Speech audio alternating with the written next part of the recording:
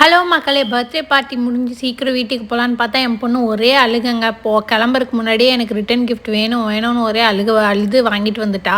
அப்புறம் அவங்களும் வந்து கொடுத்துட்டாங்க. கொடுத்துட்டு வாங்கினதும் செம்ம ஹாப்பி ஆகிட்டா. சரின்னு வீட்டுக்கும் வந்துட்டோம்.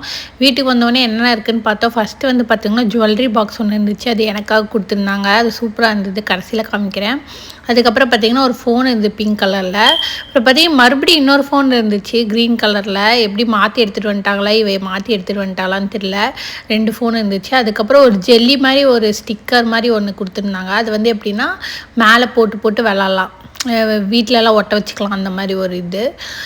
அதுக்கப்புறம் பார்த்திங்கன்னா இது எப்பயுமே மோஸ்ட்லி எல்லா இதுலேயும் தருவாங்க. பர்த்டே பார்ட்டிலையும் இந்த ப்ரெஸ் பண்ணால் சுற்றுற மாதிரி அந்த மாதிரி ஒன்று கொடுத்துருந்தாங்க.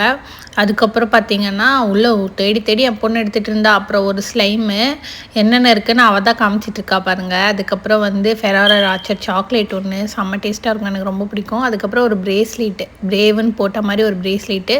இதுதாங்க இந்த ஜுவல்லரி பாக்ஸ் சூப்பராக இருந்துச்சு. நானும் வாங்கினேன்.